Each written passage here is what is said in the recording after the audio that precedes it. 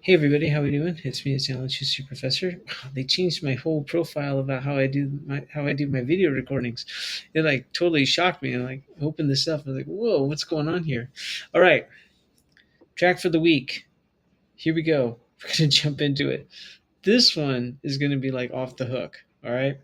So, in thinking about what I wanted to do this week, and I told you I wanted to do something, dealing with the British invasion, since that's the area that we've been looking at and talking about and dealing with the most for this week. And then the next week we have our midterm. Then after that, we're going to jump into just the Beatles. We're going to spend a whole week just like looking at and dealing with them, and their whole evolution and what do they have to do and their contributions to the mayhem that we're jumping ourselves into. So we're going to stay in the 60s for a while. And then we're going to get into the 70s. We're going to camp out there for a little bit. And then we're going to push into all the fun stuff, right? So where things, I mean, it's already starting to get, well, it's been fun all along. What am I saying? So, we're just going to, it's just the layers and layers and layers of enjoyment just keep stacking. But this one, we're definitely shooting for the hip on here. Okay. We're bringing up all the teenage angst. We're bringing up all the sexual prowess that goes into it. We're bringing up all the confusion and distortion of life, if you will. And just if this is the time for you, if you have long hair, I used to have really long hair.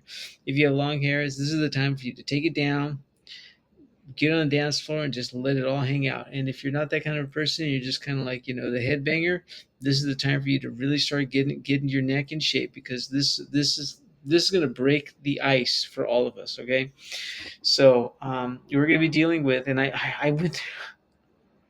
I should show you my list. Okay, I had 5 bands that I wanted to look at, and I went through and listened to a bunch of their different stuff just to kind of like nail it down. And I knew this one I wanted to come to, and I kept returning to it again and again and again. And one track from them I wanted to do, but it's released in the 1970s, and I was like, oh, I can't do it. I had to wait until the 70s in order to do it. This one was released in 1964, so it's right in the sweet spot of the British invasion. So that's cool. And it's not too terribly long. I give you a couple of different versions of them. I give you an audio version and the live version, a live version of it, and watch them both. And we'll see when we get through this, because it's not really long. We'll see. Maybe I can play one of the remastered version. I'm sorry, a cover of it as well, that actually made the song even more popular because it had a resurgence, 14 years after its original release. So, without any further ado, ladies and gentlemen, cohorts in our musicological adventure through the history of rock and roll. Oh, I have to tell you a personal story about this song too. Much later, after we get through it, we're going to welcome onto the stage, onto our gracing our tracks for the week, the Kinks, and You Really Got Me. So chill out. Here it is, and then we're going to break it down sonically and lyrically and see what's going on. So it's going to get loud. So here we go.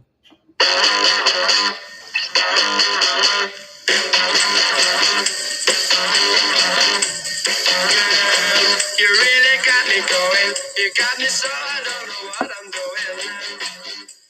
Yeah, you really got me now. You got me so I can't sleep at night. Yeah, you really got me now. You got me so I don't know what I'm doing. Oh yeah, you really got me now. You got me so I can't sleep at night. You really got me. You really got me. You really got me.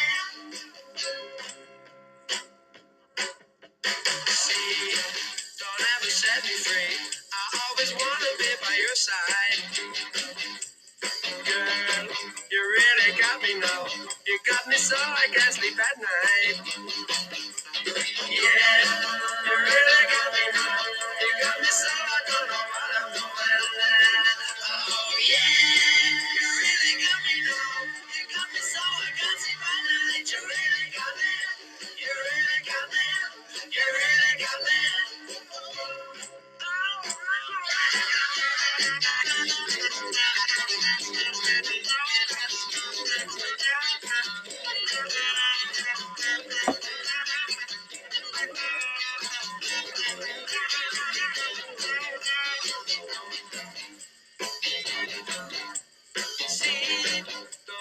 set me free. I always wanna be by your side. Girl, you really got me now. You got me so I can't sleep at night. Yeah, you really got me now. You got me so I don't know what I'm doing now. Oh yeah, you really got me now. You got me so I can't sleep at night. You really got me. You really got me. You really got me.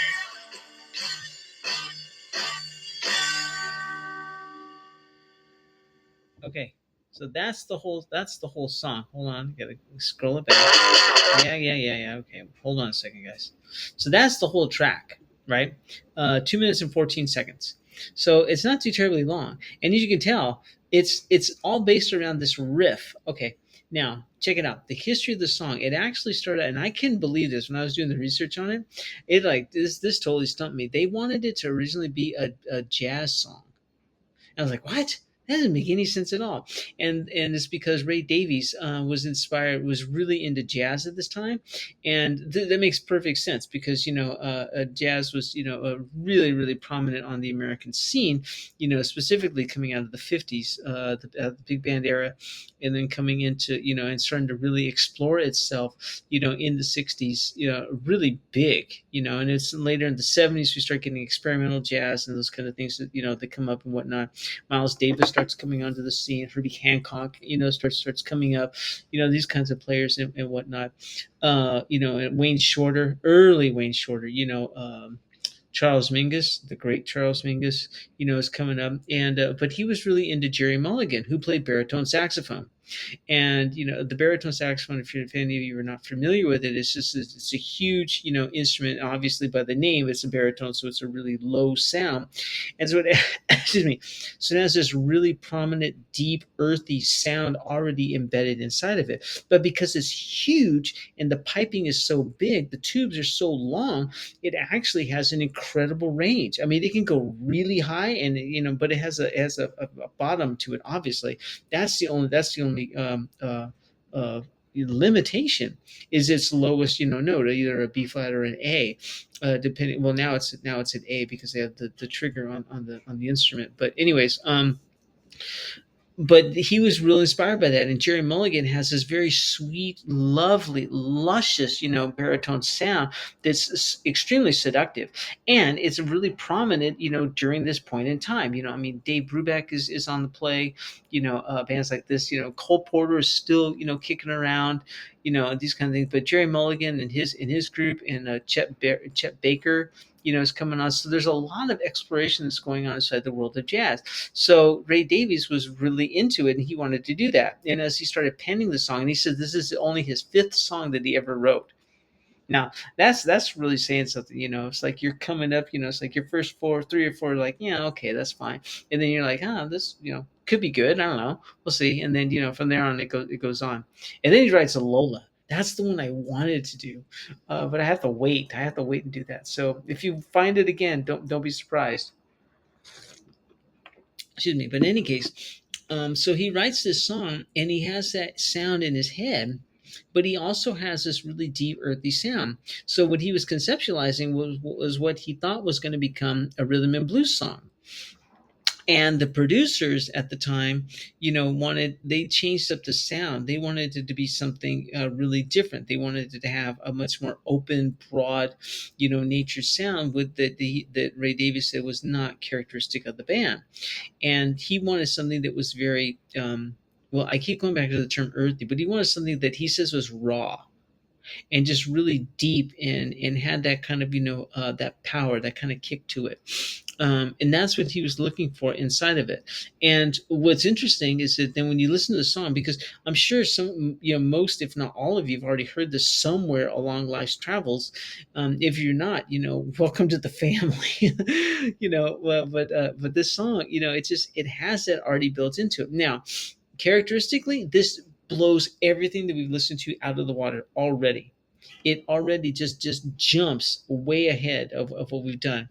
The closest we have is the songs from Janelle Monáe that we looked at, but that was in the article. right? That's not from our tracks of the week that we've looked at, which are actually kind of chronological, chronologically looking at, different revelations or inceptions of points throughout music's history, rock music's history. Now you're going to go back and say, well, what about Jimi Hendrix at the beginning? Right, but that was something special, and I did that to kind of like indoctrinate all of us, because how can you not start this class without the Star Spangled Banner by Jimi Hendrix? I have no idea. If you know a better way of starting this class without that track, let me know, because I am blown away. And I still, from to this day, it's like I don't know how else to really get started except for that track. It's just it lays everything. It's it literally is the composite of rock history inside of a 5 minute version of the Star Spangled Banner. It's inducted into the Rock and Roll Hall of Fame. So I mean, how can you go wrong? But in any case, but this song blows all the other tracks away that we've listened to, and you're going to be like, all right, so why? Well, see, your ears are conditioned to hearing it. That's the issue. You have to strip away what it is that you're used to listening to, because how does this song start? Okay,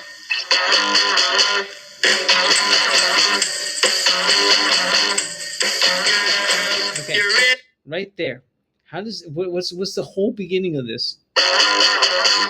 That's it. Okay, that riff. But that riff is a power chord, and it's all distortion and has all this fuzzy nature and everything like that, because Link Ray has already developed the distortion, right? The power chord. He's the one who's already developed it, and then I believe it's his band who actually then cut the cone inside their amplifier because they wanted to get more of an edgy sound, and that's what created the earliest forms of distortion, because inside of a speaker there's the speaker cone, and that actually then broadcasts the sound, and if it's cut, well, the sound that comes out isn't going straight through. It hits that slice, and then the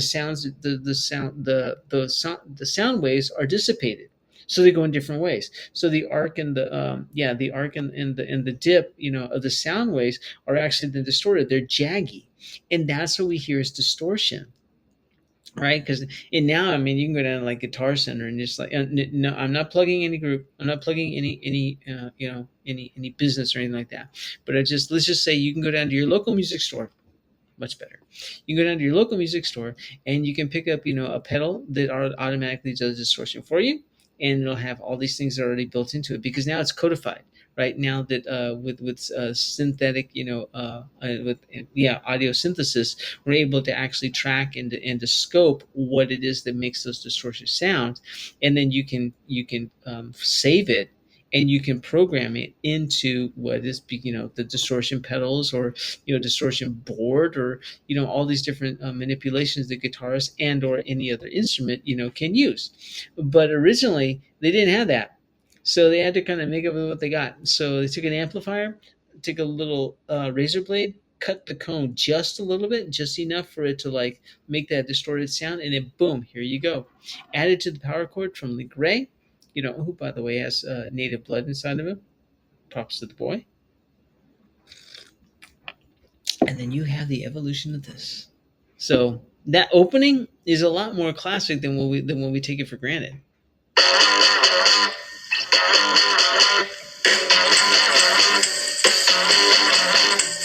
And then when the drum comes in, boom, hitting that backbeat, that 2 and 4, it's so prominent inside of rock's history, because in the rock profile, because we know by now, right? Western European music, hits itself on 1 and 3, has this really predominant, standing on those 2 beats, which makes it very codified, very reified, very static and standard. Where rock hits it on the 2 and 4, coming out of the blues tradition, in which gives it more of an undulation, more of a propelling kind of a nature, and it also kind of plays off the beat just a little bit, which gives it that backbeat feeling and sound. So when the drum comes in with that boom, that hit there, you know exactly what beat it's on. And that's then what also it's the gravitational pull of the song, because then you hear the drums just really start kicking you into place and where it goes. But the guitar is really the central element here, So it's harkening back to the whole guitar, history and whatnot that we've seen, and being profiled all throughout. But then the use of distortion here and the simple little riff that just continues all the way through it. So what does that do? It creates a really hypnotic, a really hypnotic state within inside the song, so the lyrics pop and stand out. Now, let's talk about these lyrics for a second. First of all, I didn't know that there was some hidden profanity inside of it, because a lot of the different versions have it taken out. So the one I gave you was actually the original ones. So I don't mean for the profanity to be there to to offend anybody. I place them for academic purposes only. So enjoy it and take it for what it is. But but it's very interesting to kind of see. And as Ray Davies said, he was playing in the Piccadilly, a club, and he saw a girl that he likened to a French actress, and he starts. I give you the quotes, in the tracks for the week section, and he talks about her appearance and how he's allured by her, he's enamored, and he wants to meet her, but he just doesn't have it in him to do it. So he keeps the distance, which is like so funny, since he has center stage. I mean, come on. He's a rock star, right? I mean, he's coming up as a rock star, right? But he's in the band. So I mean, what better way to be able to kind of to meet some people like that, right? And he's in a band that's it's they're starting to pick up some steam. They haven't made it yet. This is the song. It hasn't been released yet. But I mean, he could have flexed his feathers a little bit, if you will, but he didn't. And so out of that comes this song. So he actually dedicates it to this woman that he doesn't know. And for all of you who've gone through any kind of a teenage, romantic encounter whatsoever, this is the perfect song. Because it's all embedded inside of it. It's got allure, it's got desire, it's got hesitation, it's got angst, it's got tension, it's got all these things wrapped inside of it. So, excuse me. So let's go back and let's just take a look, and then I'm going to break down the different layers of it sonically, and then see how they relate to the lyrics as well. So here we go. We're going to go right back to the beginning. It's not too terribly long, so let's just check this one out.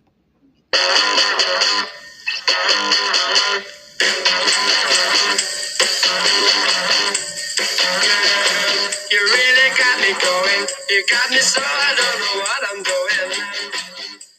Yeah, you really got me now. You got me so I can't sleep at night. Okay, so that's actually just the first little version of it. This song is actually just broken up into an A and B section. There's an A section where he states what's going on, and there's a B section where he brings up a whole different kind of a thing, and the music changes. It raises itself up a little bit because it's creating that tension. He's creating those different layers as to where the sound is going to be going. But I mean, the lyrics are just really simple, right? I mean, girl, you really got me going. Okay, so what does that mean? It's like, well, he desires her. He wants to see what's going on. You got me so I don't know what I'm doing. So now he's confused. He doesn't know what to do. He wants to, yeah, you really got me now. So he's captivated by her to the point that he can't do anything else. And then he follows it up by saying, you got me so I can't sleep at night.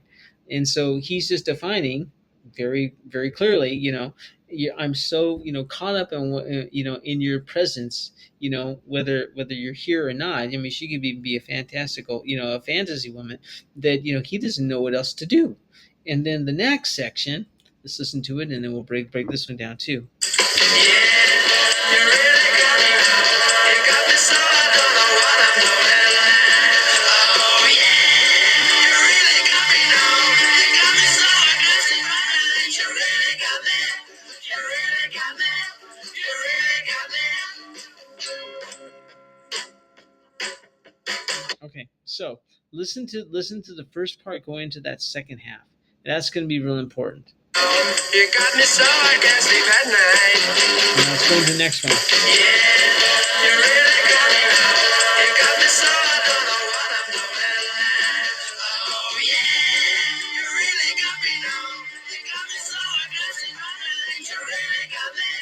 You really got me. You really got me.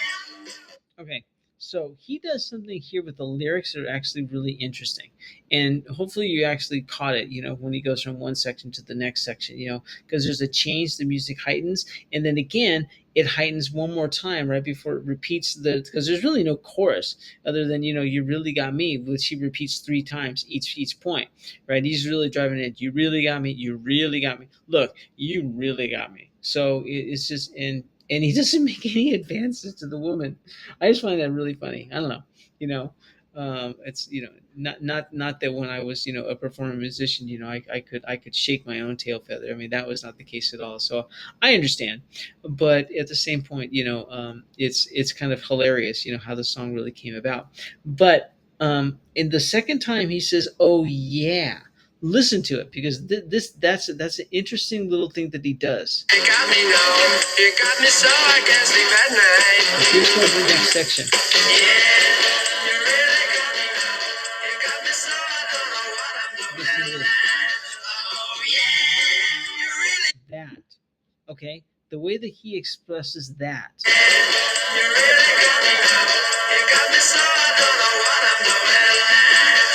Oh yeah, you really. Okay, you're gonna say like, well, what's the big deal? All he's doing is he's just kind of like he's emphasizing the word. Yeah, but the way he's doing it, that's actually called a blues note. That's a blue because he's not playing on any specific note. He's actually singing right between two different notes, and so and he distorts his voice to complement what's going on with the guitar.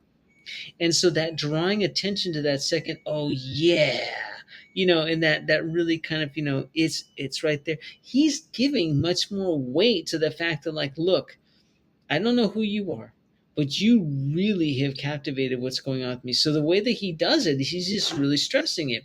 And again, falling back on, if any of you have ever been through any kind of a relationship or something that you desired, it's that feeling in your gut that, like, yeah, this has got to happen. Maybe okay, it's going to be a stupid analogy, but why not? Let's just say you're really pressed in a class and you're trying to do really good and to get through it, and you finish up a project and you're like, oh yeah, this is going to make the money. This is a good one. I stuck my head out on this one. That feeling, that's what he puts inside of it. That's what jazz musicians call a blues note.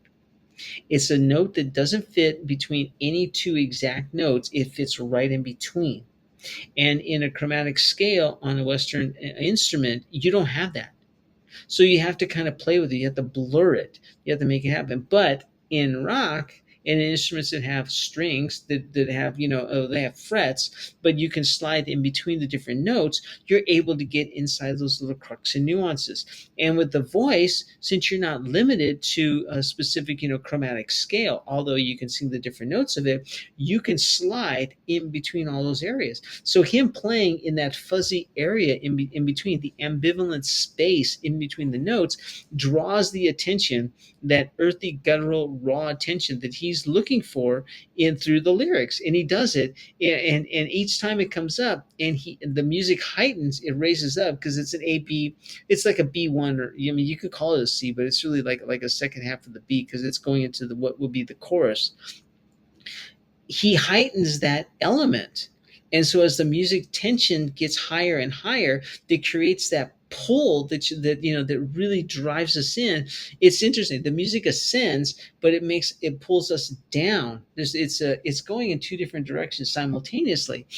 And then he does it though and expresses it with his voice, and it complements what the guitar is doing, because the guitar is keeping that fuzzy, distorted nature that's there, that just really generates the fact that something is like raw, something is harsh. It's not consistent.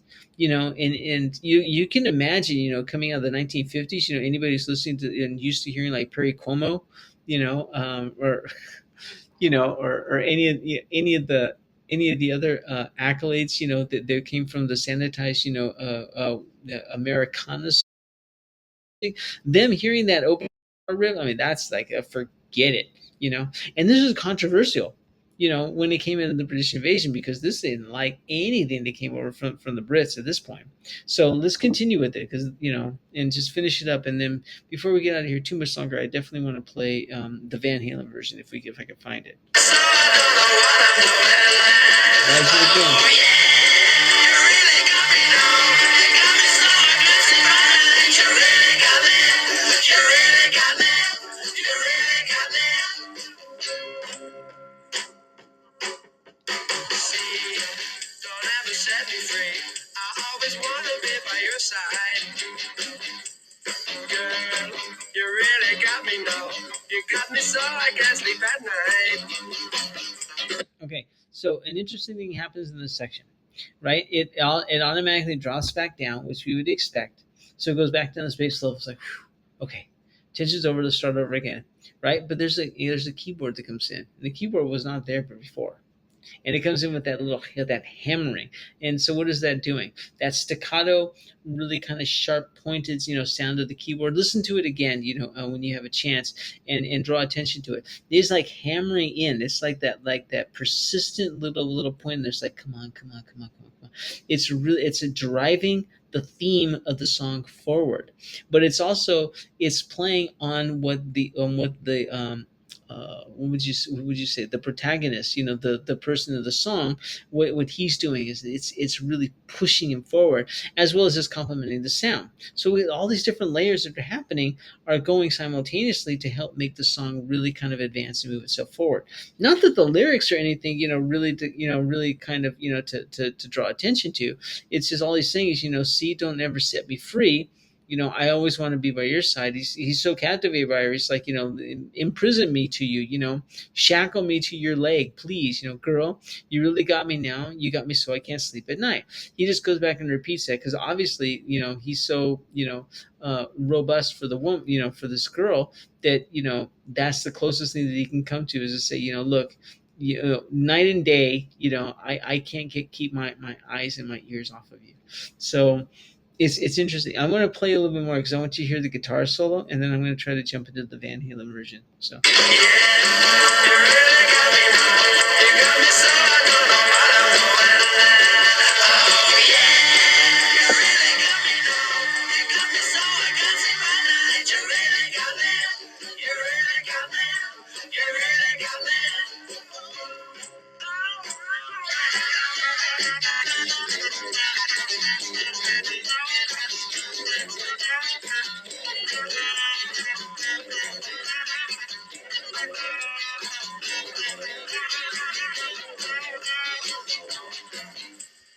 okay, so originally that was supposed to be a saxophone solo. And when I hear it, I'm like thinking, yeah, I could hear that as a saxophone solo, but it was replaced by the guitar. And what is the guitar doing here? The guitar is still, troping on that distorted quality. So it's got this really kind of harsh, almost like a hatchet kind of a sound, with where he's playing, on the string, and his picking style to really get that harsh percussive, nature of it. And again, it's going back to then what the piano came in, that was foreshadowing. It's driving the point home. It's really, bringing up, what the band is trying to communicate with inside the sound. So I'm going to bring up and see if we can find the Van Halen version, because I think that would be something that would be useful, to hear. Let's see. Hold on a second. I wasn't expecting that. Got me.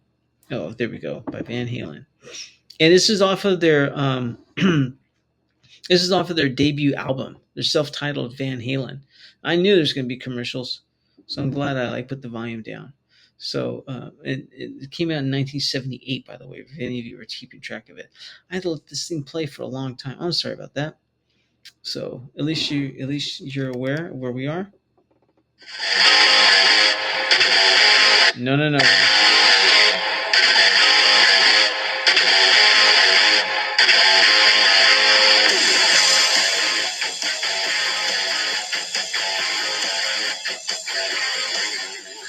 Girl, you really got me down. You got me so I don't know what to wear. Girl, you really got me down. You got me so I get some bad night. Girl, you really got me now.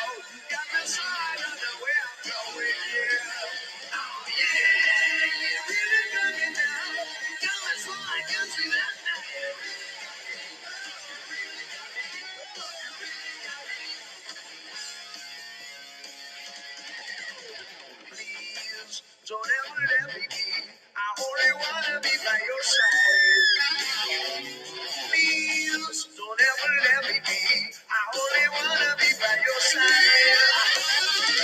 You really got me down. You got me so I don't know what to with, yeah. Oh yeah, you really got me down. Got me so I guess that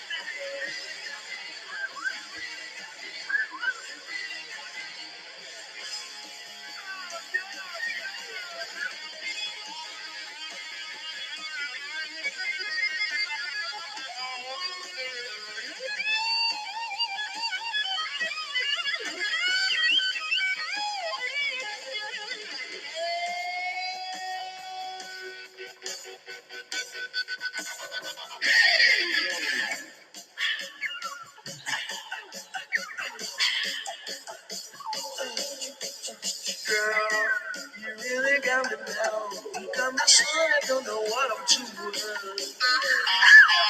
Girl, you really got me now. Got me so I guess that night. You really got me now. You got me so I don't know where I'm going. Yeah. Oh yeah, you really got me now. Got me so I guess that night.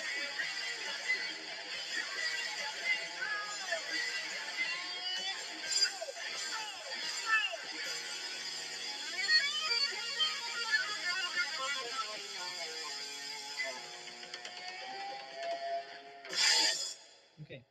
What's interesting about this track, this one's 2 minutes and 36 seconds. The original was 2 minutes and 14 seconds. They're just a little bit off.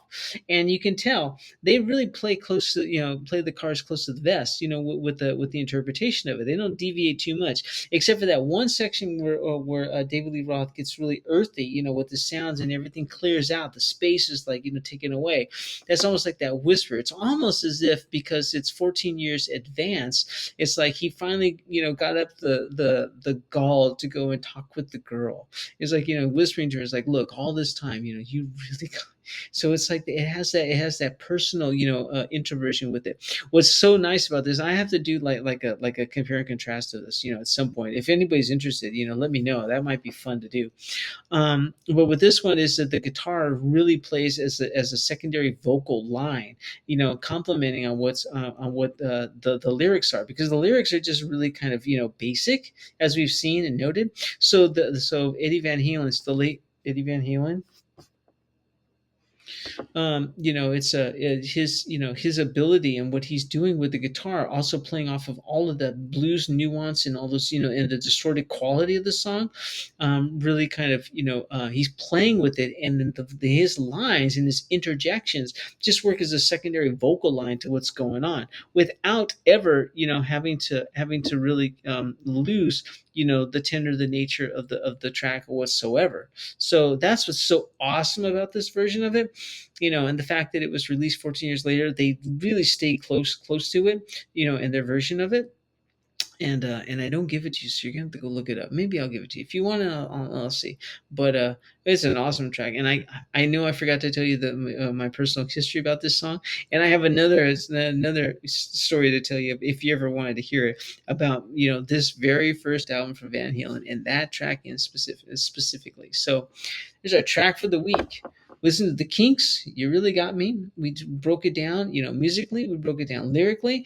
We talked about it, in its contextualization, how it really kind of, set and broke the mold of what was going on sonically, and its relationship to the British sound, which was like nothing that came over, from the Brits at this point in time.